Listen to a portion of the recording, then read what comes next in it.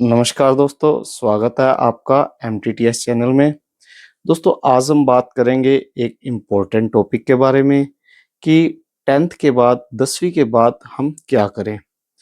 दोस्तों, मैंने देखा है कि 80-90% बच्चों को ये पता ही नहीं होता कि उन्होंने 10वीं के बाद करना क्या है, या जब वो 11th में एडमिशन लेते हैं तो मैं बहुत से बच्चों से कभी पूछता हूँ कि तुमने आर्ट क्यों जॉइन किया, या कॉमर्स क्यों जॉइन की, या साइंस क्यों जॉइन किया। तो उनके जवाब कुछ ऐसे होते हैं। कोई कहता है जी मेरे पापा ने मेरे को बोला साइंस पढ़ ले। कोई कहता है मेरा दोस्त कॉमर्स पढ़ रहा था तो मैंने भी कॉमर्स जॉइन कर लिया। कोई कहता है जी हमारे स्कूल में साइंस अच्छी पढ़ाई जाती है तो मैंने सोचा मैं साइंस चूज कर लेता हूँ। देखो, इस टाइम पे तो हम कुछ भी सब्जेक्ट चूज कर लेते हैं, लेकिन यह फ्यूचर में प्रॉब्लम क्रिएट करते हैं। तो हम बात करते हैं कि कौन-कौन सी स्ट्रीम्स होती हैं, कौन-कौन सी स्ट्रीम्स हमें किस-किस फील्ड में आगे करियर में आगे लेकर जाती हैं, और अगर हम कोई गलत फील्ड 11th में चूज़ कर लेते हैं, तो वो किस तरह से हमें आगे भविष्य में चैलेंजेस का, कैसे हमें प्रॉब्लम्स का सामना करना पड़ता है, और साइकोलॉजी क्या कहती है कि हमें कौन-सा फील्ड चूज़ करना चाहिए। तो दोस्तों, शुरू करते हैं। सबसे पहले हम बात करते हैं कि कौन-कौन से फील्ड हैं जो हम 10th के बाद 10वीं के बाद हम चूज़ कर सकते हैं। देखिए दोस्तों, मेन कॉमन 3 फील्ड होते हैं। एक आर्ट होता है, एक कॉमर्स होता है और एक साइंस होता है। उसके बाद अगर कोई फील्ड बचता है तो वो होता है आईटीआई का और पॉलिटेक्निकल का। देखो, लेकिन कुछ बच्चे ऐसे भी होते हैं जो जल्दी नौकरी करना चाहते हैं, तो वो आईटीआई में जाकर डिप्लोमा कर सकते हैं, पॉलिटेक्निकल में डिप्लोमा कर सकते हैं। लेकिन एक बात ध्यान दें, आईटीआई और पॉलिटेक्निकल ये छोटे डिप्लोमे होते हैं। आपको नौकरी जल्दी तो मिल जाती है, लेकिन ग्रोथ इतनी ज़्यादा नहीं मिलती है आपको इनमें। तो देखिए, अगर आप किसी गवर्नमेंट एग्ज़ाम में जाना चाहते हैं, तो आप आर्ट को चूज़ कीजिए। अगर आप म्यूज़िक में, ड्राइंग में, या कोई हिस्टोरियन बनना चाहता है बच्चा, कोई मान लो ज्योग्राफी में जाना चाहता है, कोई पॉलिटिकल साइंस में जाना चाहता है, तो ऐसे किसी भी एरिया में अगर फील्ड में आप जाना चाहते हैं, तो आप आर्ट को चूज़ करें। और अगर कुछ बच्चे मान लो कॉमर्स फील्ड में जाना चाहते हैं, बिज़नेस में अपना करियर बनाना चाहते हैं, कोई सीए करना चाहता है, कोई मान लो अच्छा अकाउंटेंट बनना चाहता है, या कोई अपना बिज़नेस क्रिएट करना चाहता है, तो वो कॉमर्स फील्ड में जाएँ, क्योंकि सारे के सारे व्यापार, उनकी भाषा कॉमर्स ही है। बिज़नेस ही उनकी लैंग्वेज है और बिज़नेस की लैंग्वेज कॉमर्स है।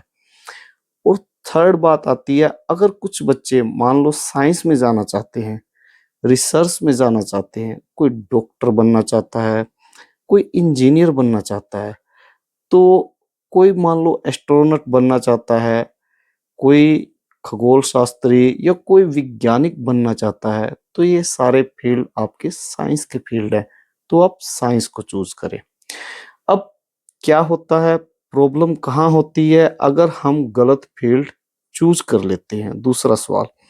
तो प्रॉब्लम ये होती है, मान लो हमने 11th में एडमिशन ले लिया और हमने देखा कि मेरा दोस्त आर्ट ले रहा है और मैं भी आर्ट ले लूँ।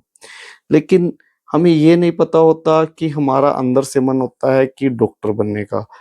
लेकिन अगर हमने एक बार 11th का जो सब्जेक्ट चूज़ कर लिया, आर्ट चूज़ कर लिया, तो हमारे लिए डॉक्टर बनने का रास्ता बिल्कुल बंद हो जाता है।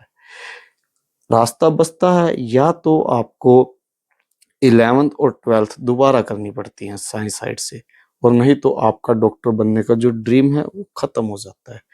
तो इसलिए दूसरी प्रॉब्लम क्या होती है? दूसरी प्रॉब्लम ये होती है, अगर वो सब्जेक्ट आपके इंटरेस्ट का नहीं है, तो आप उस सब्जेक्ट में फ्रस्ट्रेट हो जाते हैं।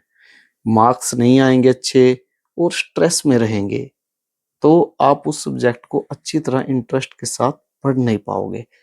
दूसरी प्रॉब्लम ये होती है।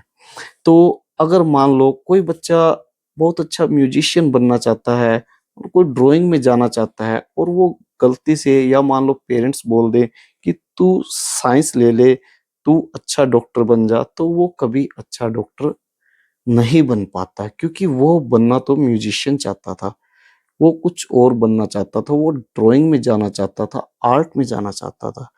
तो इस तरह से प्रॉब्लम्स क्रिएट होते हैं, कॉन्फ्लिक्ट क्रिएट्स होते हैं, आदमी आगे फ्यूचर में जाके खुश रह नहीं पाता है। अब साइकोलॉजी क्या कहती है? देखो साइकोलॉजी कहती है अगर इंसान कोई सब्जेक्ट अपने इंटरेस्ट से चूज करता है, जिसमें बच्चे की अपनी रुचि है, जिसमें उसका इंटरेस्ट है, जो सब्जेक्ट उसको अच्छा लगता है, अगर वो सब्जेक्ट चूज करता है तो बच्चे की इंट्रिंसिक लर्निंग होती है। इंट्रिंसिक लर्निंग क्या होता है? अंदर से लर्निंग, क्योंकि लर्निंग हमेशा अंदर से ही होती है। और अगर आपका सब्जेक्ट आपके इंटरेस्ट के अकॉर्डिंग होगा तो आपकी इंट्रिंसिक लर्निंग होगी, मतलब आपका अंदर से पढ़ने में जोर नहीं लगेगा और आपको ऐसे लगेगा जैसे एक खेल की तरह आप उसको सीख रहे हैं। जैसे थ्री इडियट फिल्म में भी कहा था, अगर आप अपने इंटरेस्ट का सब्जेक्ट या फील्ड चूज करते हैं तो जॉब जॉब नहीं लगती, एक खेल लगता है। तो देखिए, अगर आप अपने इंटरेस्ट के अकॉर्डिंग सब्जेक्ट चूज करते हैं तो आपको पढ़ना जीवन में आसान हो जाता है। देखो पैसा हर सब्जेक्ट में है। आप ये मत सोचिए कि मैं आर्ट करूंगा तो शायद मेरे को पैसा कम मिलेगा, ऐसी बात नहीं है। आर्ट में भी लोग आईपीएस बनते हैं, आईएएस बनते हैं, आर्ट में बहुत से फील्ड निकलते हैं। कॉमर्स में भी लोग बिजनेस करते हैं, बड़े-बड़े बिजनेस करते हैं, सीए बनते हैं, सीएस पता नहीं कितनी डिग्रियां, एमबीए करते हैं। तो कॉमर्स फील्ड में भी पैसा है और साइंस फील्ड में भी पैसा है। पैसा आपको सब फील्ड में मिल जाएगा क्योंकि पैसा मिलता है कंसिस्टेंसी से, लगन से मिलता है, कंसिस्टेंसी से मिलता है। अगर आप एक काम के पीछे कंसिस्टेंट हैं, लगातार उस काम को कर रहे हैं, लंबा कर रहे हैं, तो आप किसी भी फील्ड में पैसा कमा सकते हैं। लेकिन अगर आपने एक बार गलत फील्ड चूज कर लिया तो शायद आप पैसा तो कमा लेंगे लेकिन खुश नहीं रह पाएंगे। और जीवन सिर्फ पैसा कमाना नहीं है, खुश रहना भी है।